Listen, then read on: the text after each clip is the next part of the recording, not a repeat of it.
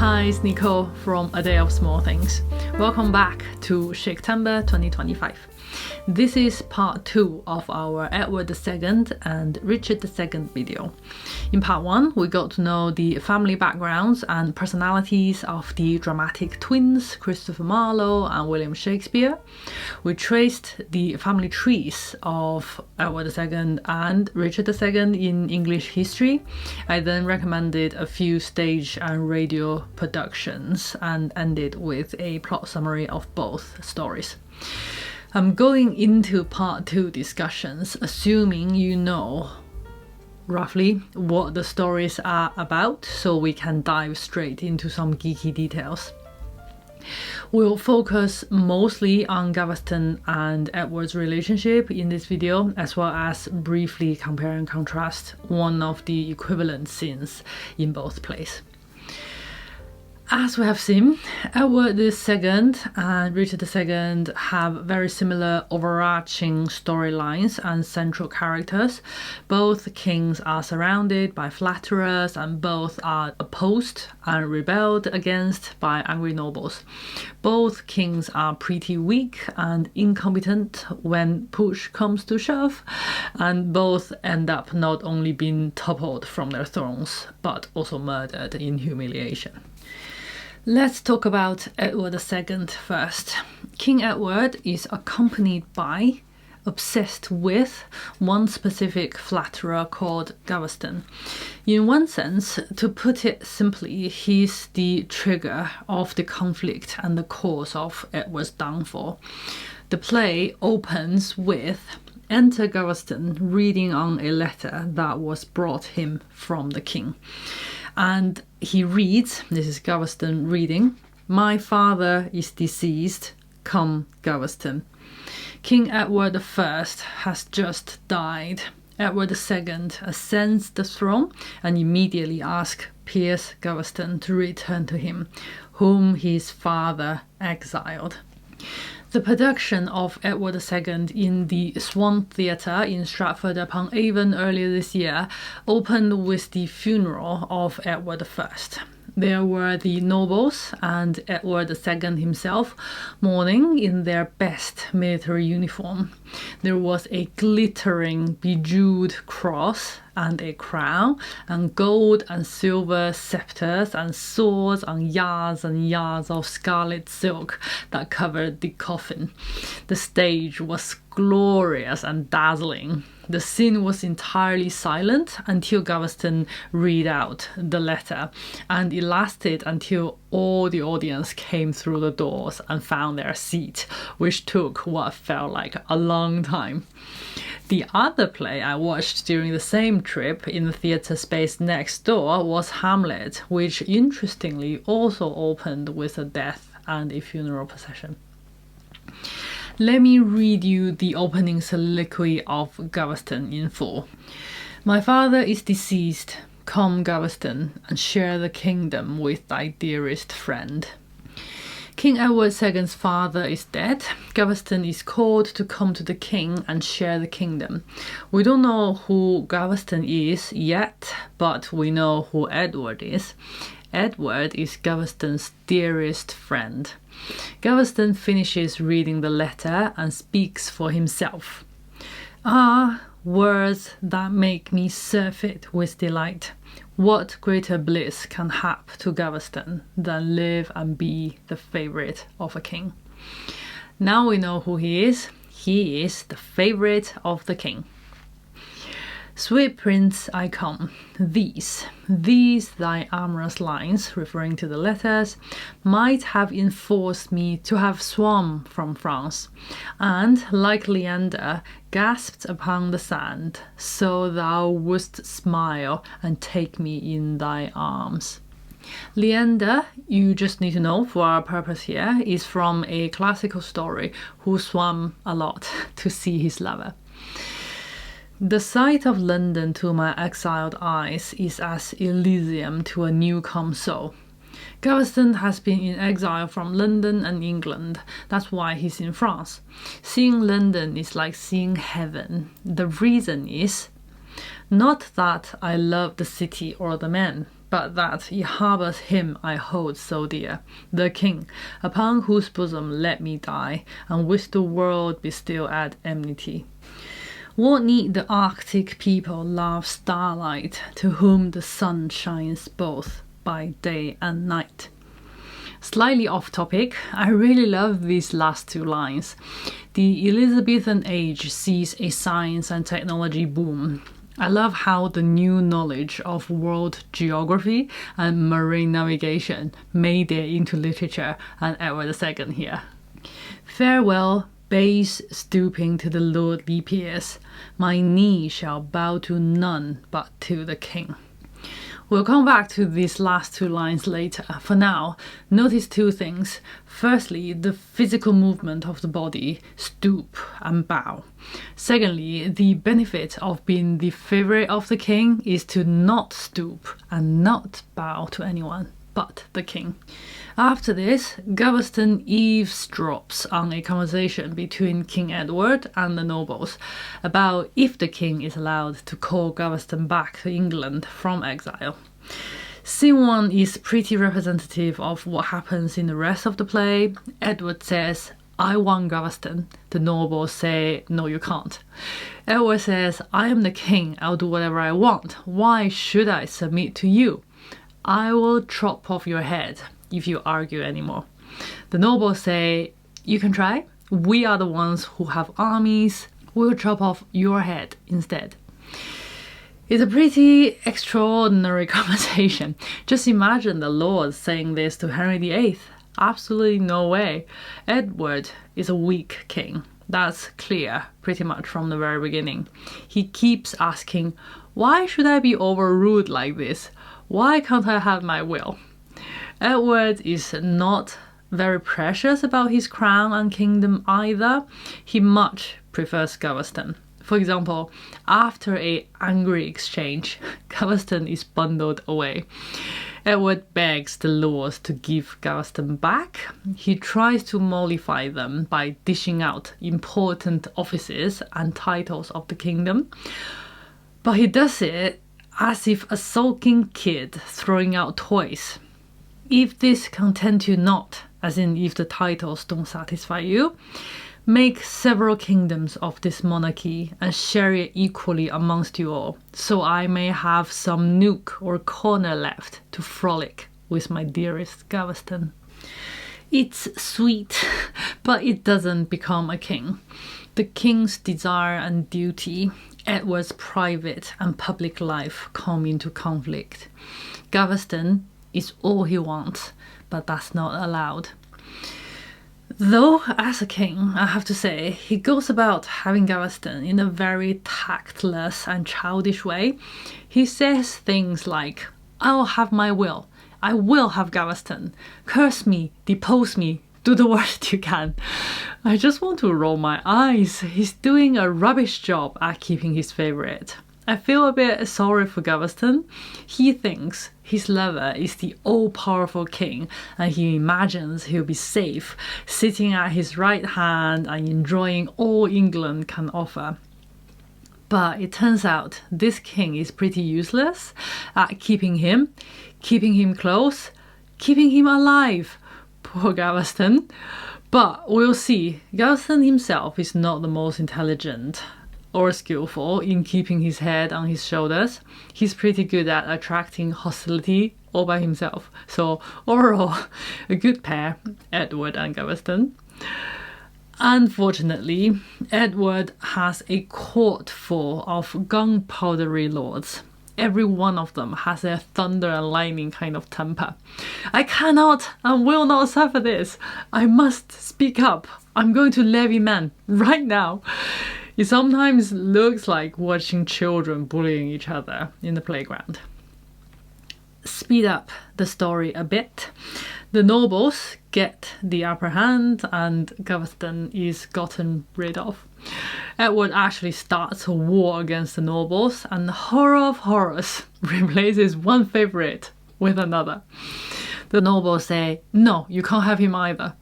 A lot of the play I'm just waiting to see who's going to get their way. One of the biggest selling points of this play in 2025 is the gay king and the same-sex relationship between Edward and Gaveston. You can tell just by looking at the cover photo of the RSC program. So let's talk about sexuality. We've already seen the kind of intimate relationship between them. Gaveston is the king's favorite. He compares himself to Leander. Edward describes himself as thy friend, thyself, another Gaveston. After lavishing material gifts on Gaveston, Edward asks him to receive my heart. Queen Isabella is caught on her way. If I were Dominic Sandbrook, I'd read this with a French accent. On to the forest, to live in grief and baleful discontent. For now my lord the king regards me not, but dotes upon the love of Gaveston. He claps his cheeks and hangs about his neck, smiles in his face and whispers in his ears. And when I come, he frowns, as who should say, go whither thou wilt, seeing I have Gaveston. It's pretty clear that Edward and Gaveston have a romantic relationship. Edward's downfall is a direct result of his favouring Gaveston against all advice and exceeding all bounds. The king is criticised for having a male lover by the court.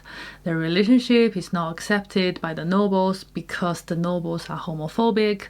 Edward is challenged, condemned, and murdered for his sexuality. That seems to be how the RSC production read and interpreted it. I quote from the articles in the program. In 2025, with queer men enjoying higher levels of acceptance in the UK, it's easy to think the battle has been won. But Edward II draws attention to the ways in which prejudice still exists and reminds us that in some areas of culture and society, queerness is still seen as a sign of weakness.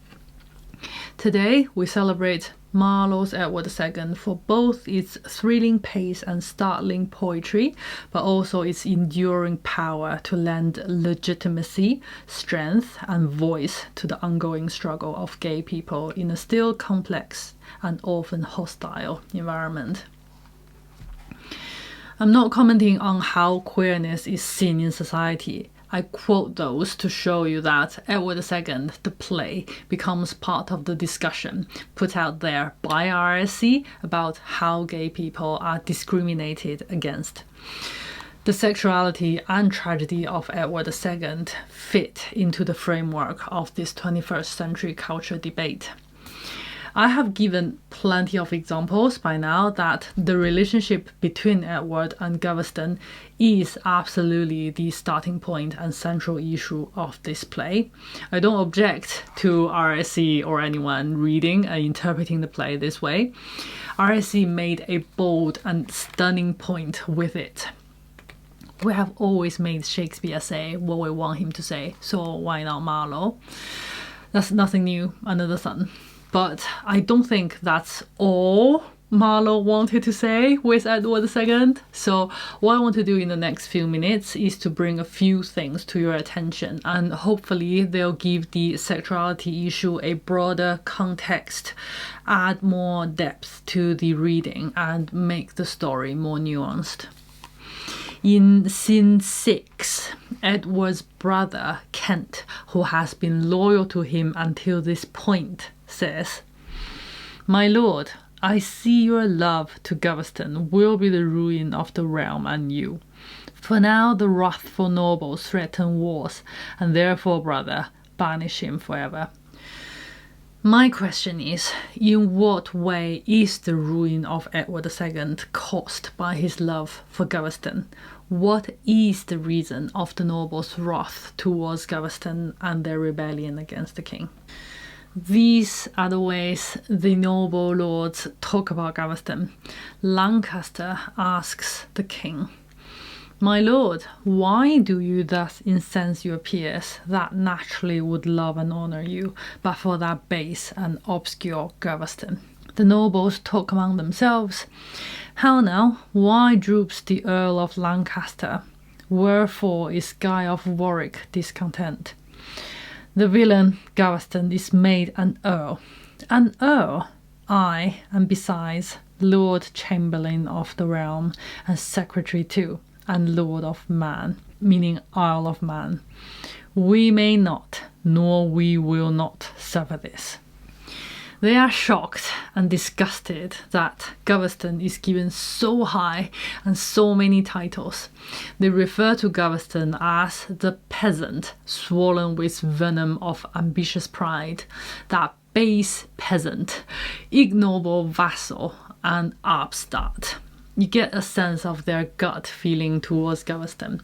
They despise him. The mere mention of his name is a bad taste in their mouths because he is from a lower social class than they. Their problem here is not that the king has a male lover. Their problem is that someone who is a peasant, nobody, has risen above them all. The problem of this class hate is manifested and exacerbated through their physical interaction. Remember I asked you a few minutes ago to notice the physical movement of the body in these lines. Farewell, base stooping to the lordly peers. My knee shall bow to none but to the king. He'll never lower his head or bend his knees to the nobles again, which the nobles absolutely expect him to do. A few more examples and see if you can see a pattern and a problem. When Gaveston greets the king, Edward says, "Kiss not my hand, embrace me, Gaveston, as I do thee. Why shouldst thou kneel? Knowest thou not who I am?" While to the nobles, Edward says, "I'll make thee rue these words. The sword shall plane the furrows of thy brows and hew those knees that now are grown so stiff." The nobles commenting on Gaveston hanging out with the king. "My lord of Cornwall now at every word, and happy is the man whom he vouchsafes, for veiling of his bonnet one good look. Thus arm in arm the king and he doth march. Nay, more, the guard upon his lordship waits, and all the court begins to flatter him." Thus, leaning on the shoulder of the king, he nods and scorns and smiles at those that pass. Does no man take exceptions at the slave? All stomach him, but none dare speak a word. Do you see? The king expects all the nobles to kiss his hand and to kneel, but Gaveston doesn't need to show reverence to the king that way anymore. Edward embraces Gaveston, walks with him arm in arm, and lets Gaveston lean on his shoulder. Their physical interaction and body language put Gaveston visually above all the lords. When the lords kneel to the king, they are kneeling to Gaveston.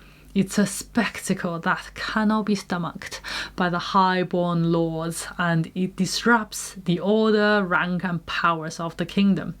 This is demonstrated unmistakably the first time all of these people appear at one place in Scene 4.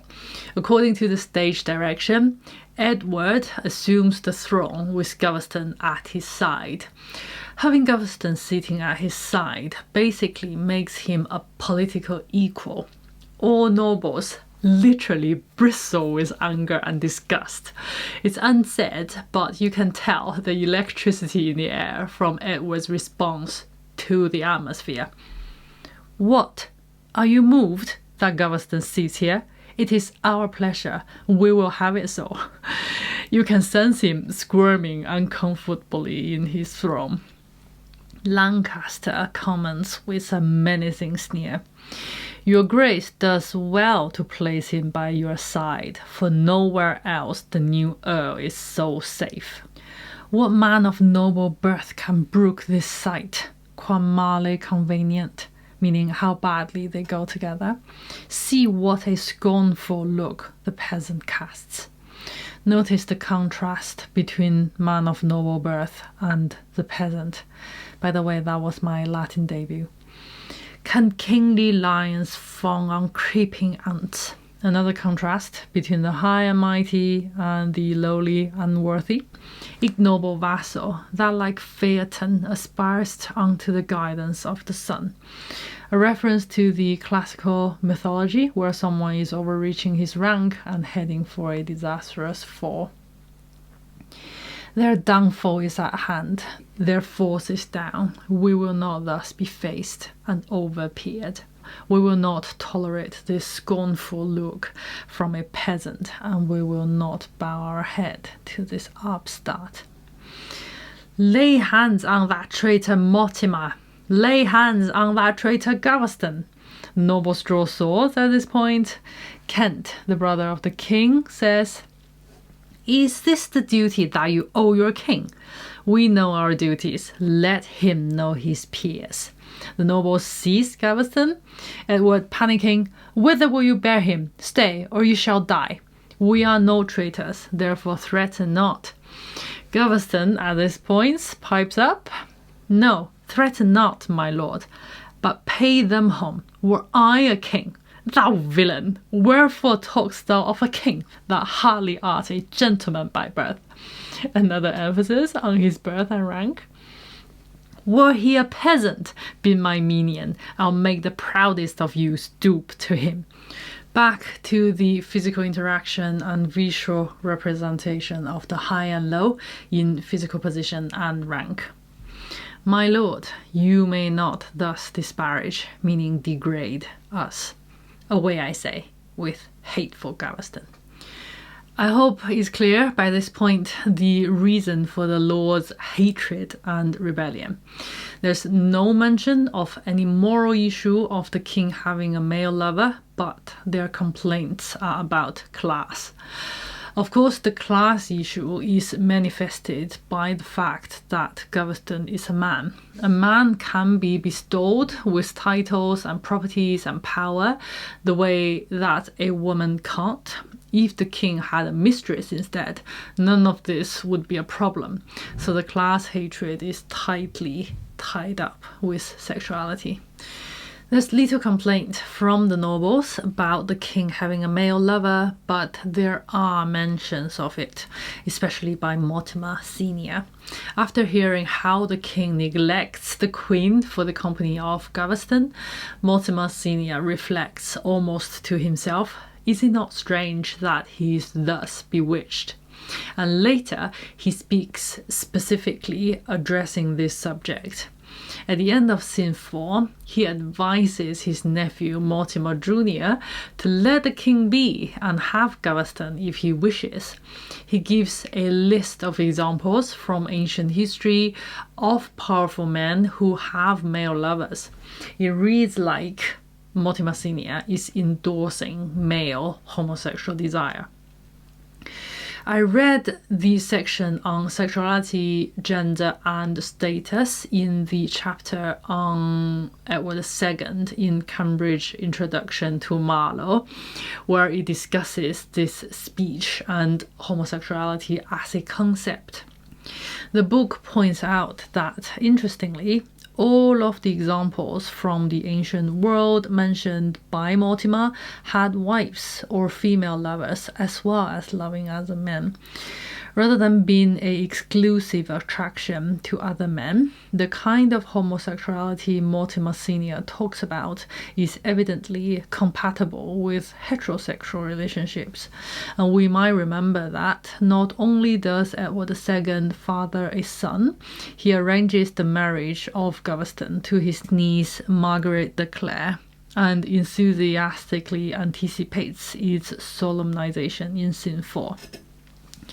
For a man to have a sexual relationship with another man seems to be regarded not as the result of a particular sexual orientation, as we tend to think today, but instead, in the words of Mortimer Jr., as a wanton humor. The phrase implies an inclination, even a whim, rather than something integral to an individual's personality. Homosexuality, as we understand it, did not exist in the Renaissance. To talk of Renaissance homosexuality is therefore anachronistic, since it projects our own notions of sexual identity back onto a society that conceived of human sexuality in quite different terms. Men in Elizabethan age had male lovers just as they had female lovers. It's something people did, but it did not define their identity. Another reason this story is more than the tragedy of a pair of star-crossed lovers is the motivation of Gaveston's love. Just listen to his opening soliloquy again. What greater bliss can happen to Gaveston than live and be the favourite of a king? It's not be the favourite of Edward or even be the favourite of the king, as in this specific king, Edward. He said, what greater bliss can happen to me than be the favourite of a king? Farewell, base stooping to the lordly peers. My knee shall bow to none but to the king. It starts with his seeming love for Edward and ends with his ambition. A few lines later, he plans how to please the king. I must have wanton poets, pleasant wits, musicians, that with touching of a string may draw the pliant king which way I please. In this short clip of Edward II, Ian McKellen gives his portrait in the necklace to Gaveston at their impending farewell and has to ask for Gaveston's in return. It's all in the pause and the slight raising of the tone. The interpretation and acting is fabulous. It's subtle but telling. Edward genuinely loves Gaveston. In his useless childishness, there is no question of his affection for him. But does Gaveston genuinely love Edward? Does he love the gifts or the giver? After giving him all the titles and privileges that incense the nobles, Edward professes that the pleasure of his kingly power comes solely from being able to give Gaveston all he wants. In one breath, Edward asks Gaveston to receive his heart as well as his gold and seal. Want thou gold? Go to my treasury. Wouldst thou be loved and feared? Receive my seal. Save or condemn, and in our name command whatso thy mind affects or fancy likes. It shall suffice me to enjoy your love, which whilst I have, I think myself as great as Caesar riding in the Roman street, with captive kings at his triumphant car. It's a revealing metaphor. Your love satisfies me. It makes me feel like a victorious, invincible emperor trampling on my enemies' heads. I don't know about you, that's not usually how I feel when I feel loved. I feel sorry for Edward, who believes that Gaveston loves me more than all the world. I'm not sure he does. Gaveston does not hesitate to take all Edward offers and take his words literally. By the end of scene 1, he has attacked and humiliated a bishop, seized his house and title in the name of and with the encouragement of the king. The relationship leads to abuse of power. Is it love or power that Gaveston wants? Maybe both. It's really hard to tell.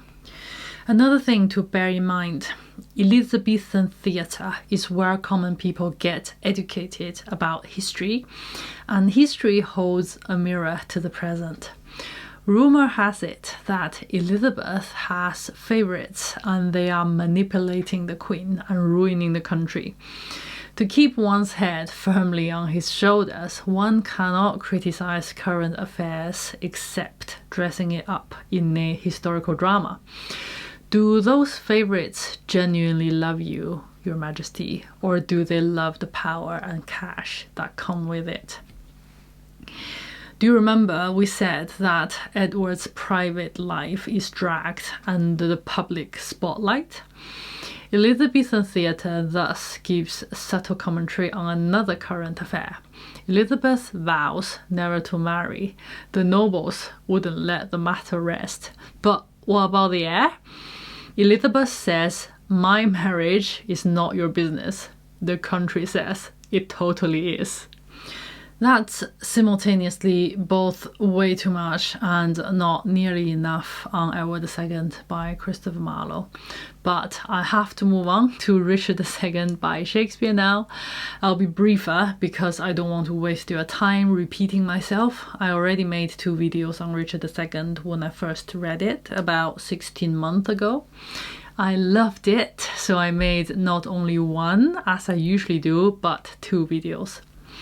I sometimes feel a bit embarrassed looking back at my old content, but I'm happy to say I still feel strongly about what I said back then.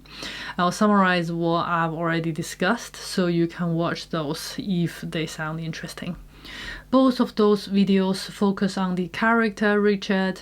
In the first one, we discussed the opening scene where the title character Richard himself speaks the very first words of the play.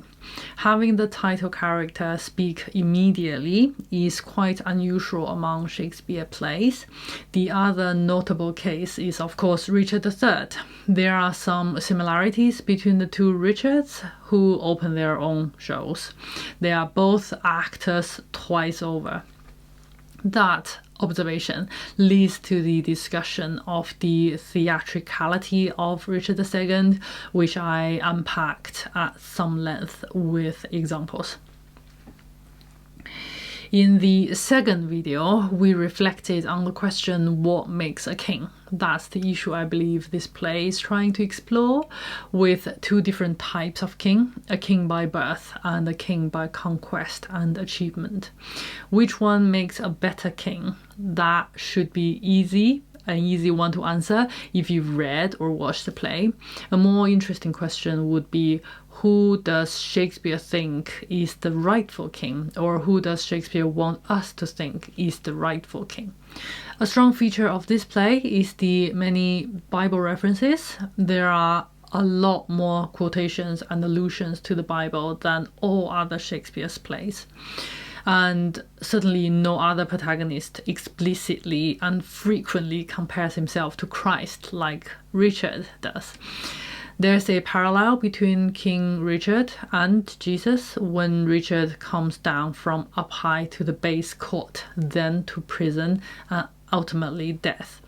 From a king sitting on the glorious throne of God to becoming a vulnerable, deserted, humiliated human being.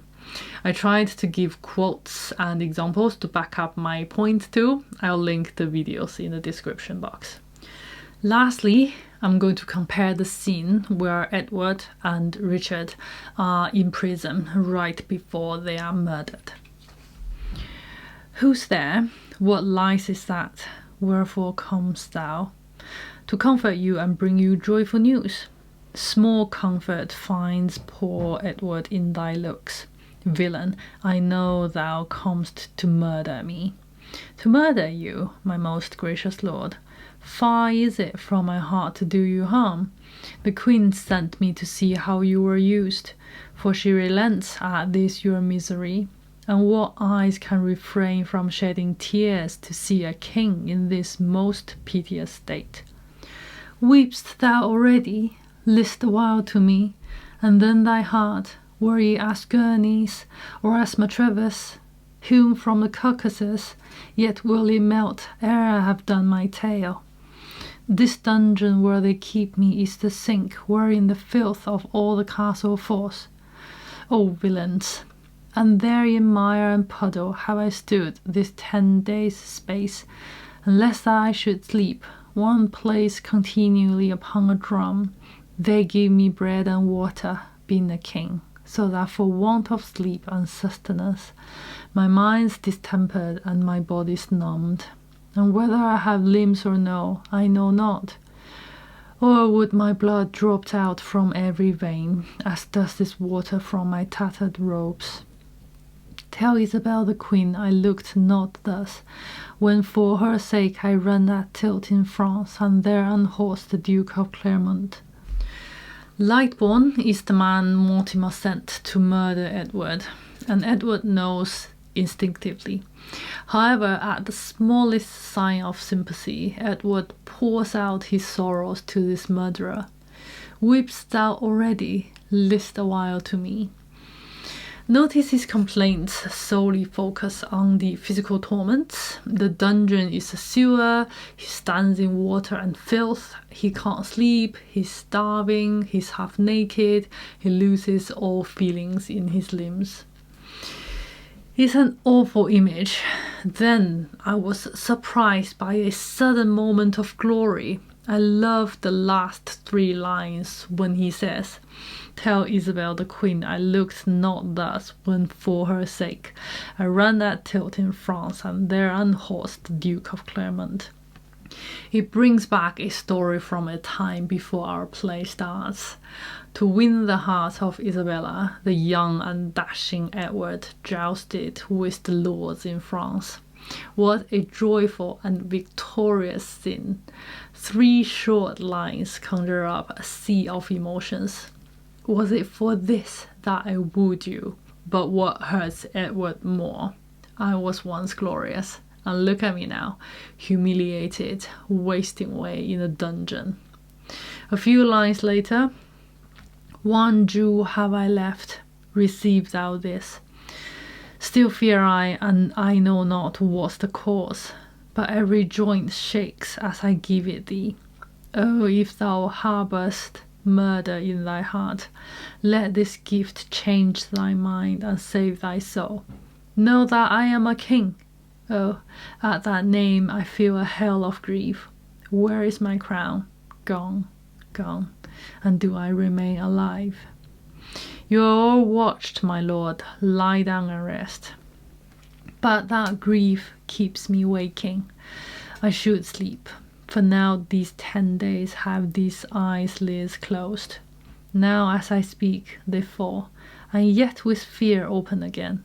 Oh, wherefore sitst thou here? If you mistrust me, I'll be gone, my lord.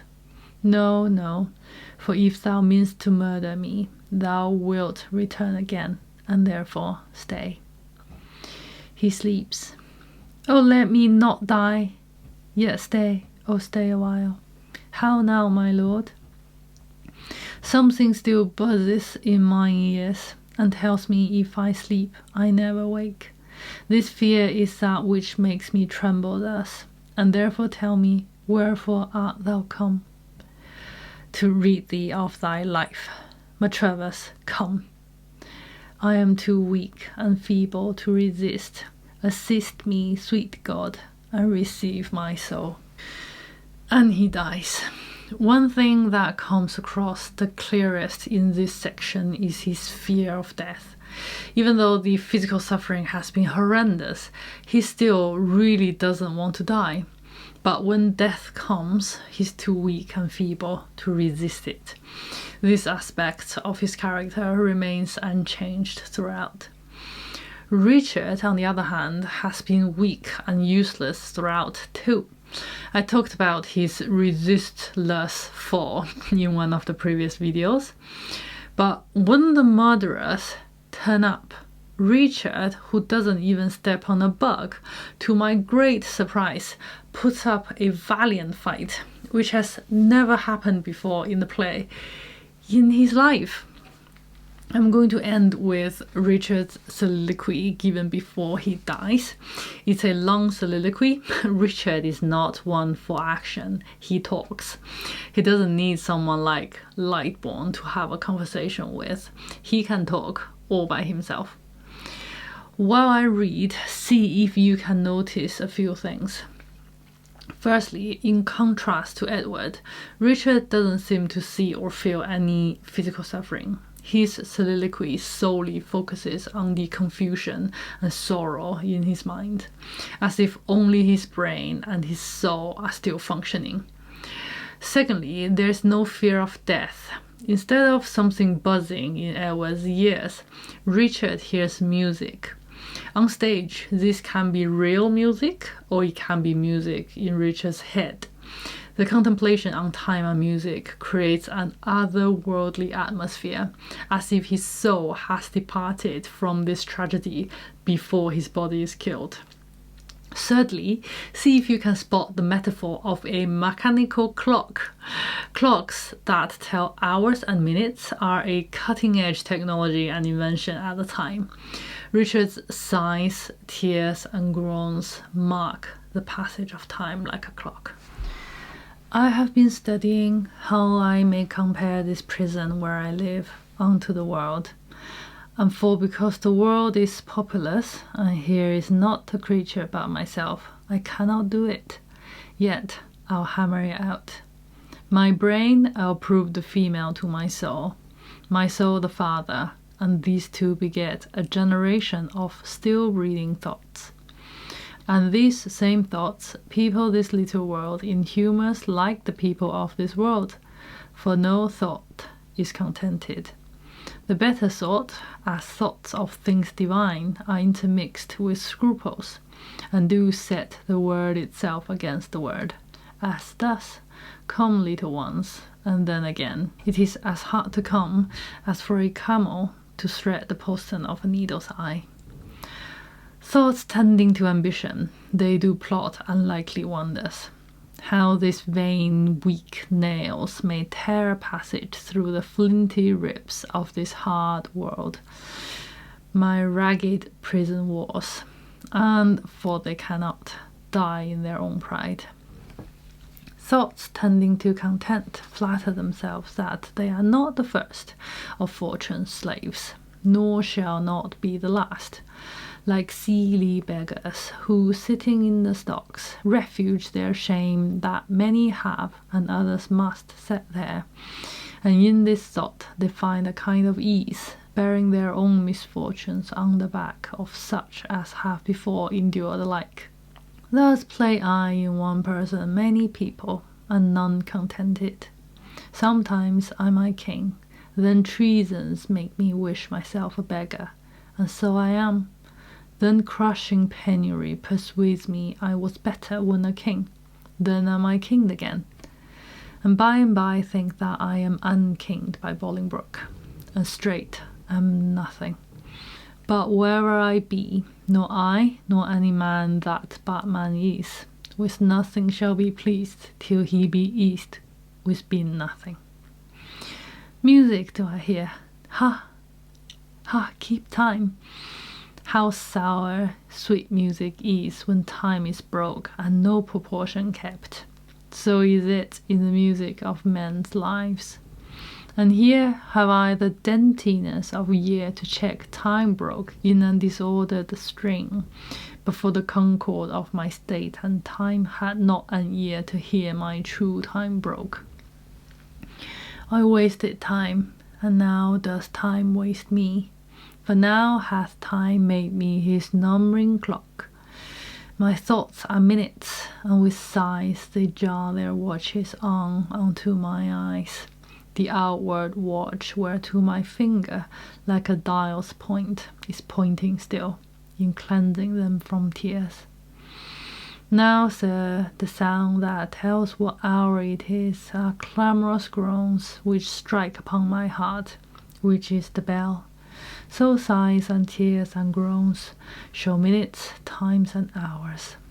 But my time runs posting on in Bolingbroke's proud joy, while I stand fooling here, his jack of the clock.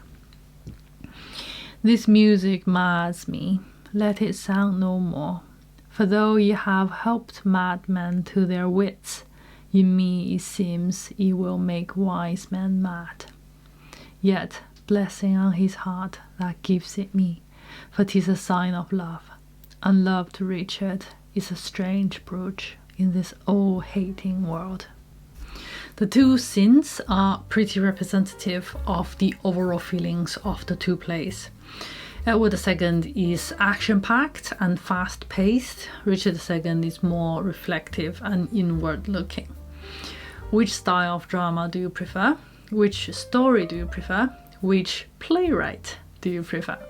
Is this your first time trying Marlowe or Shakespeare? How did it go? Let me know in a comment. Next week, I will share with you a few Shakespeare biographies I enjoyed reading.